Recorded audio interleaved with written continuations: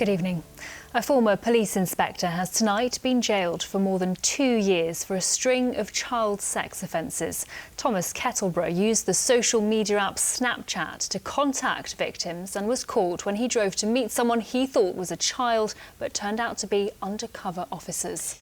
We're the ones that are losing our friends. We're the ones that are at fear every day because there's nothing, we don't feel safe. Serena was just 17 years old when she started losing friends to knife crime in Bristol. She now lives in fear of who will be next. I'm paranoid all the time, not about my own well-being, but about all the people that are around me. Like a lot of people in my family are boys. What's really striking looking at these trees in this orchard is not only obviously the leaves that it's decimated from the trees, but when you look a bit closer near to the trunk of the tree, you can see all the larvae and even a moth that seems to be hatching there. But it's not just the impact that it's having this year that's a real concern, it's also the effect that it will have on the orchard next year and for years to come. Our reporter Louisa Britton is outside Scotland Yard for us this evening. Louisa, what more do we know?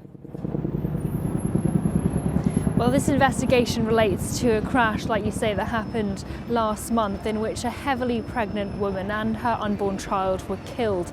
He kept repeating, the only way you get off here is in a black sack in a bin. The shocking words spoken to Christina after she was locked in a room and repeatedly beaten by her boyfriend. He also threatened to rape me. That's when I managed to run away. I was really lucky because someone had the keys to the gym and came in and opened it to trade, probably.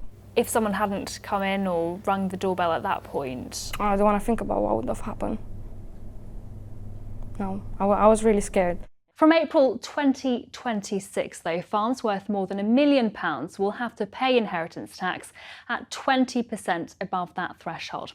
Let's look at an example. Louisa Britton is live there. Louisa, a complex police operation.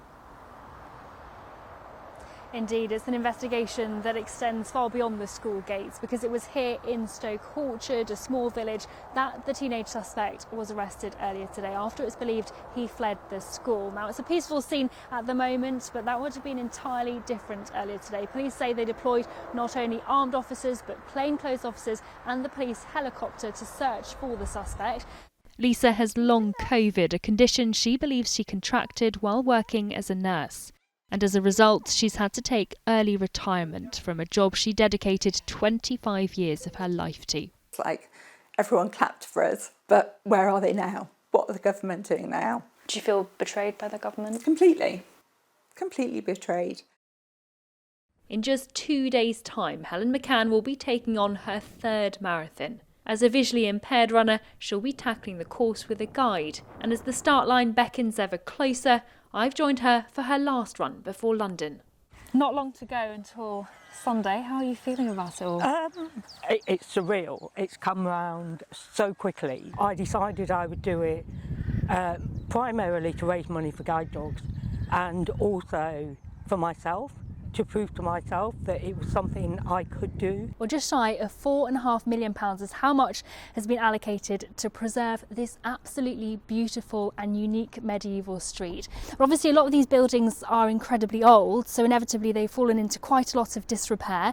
And talk a little bit more about this funding, which is all important, is Toby Wright, Reverend Toby Wright. Thank you very much for talking to us. This is fantastic news, isn't it, this funding? Absolutely wonderful. We're so delighted that the National Lottery Heritage Fund has agreed to support this. Well, it's not just the hundreds of cards that Leo's received over the last few months. He's also got a huge following on Instagram, haven't you? You should take a little selfie together. Here we go. That's all from us this lunchtime. There's plenty more news from the region over on our website, and Alex and I are back this evening at 6 o'clock. Do join us if you can. Bye for now.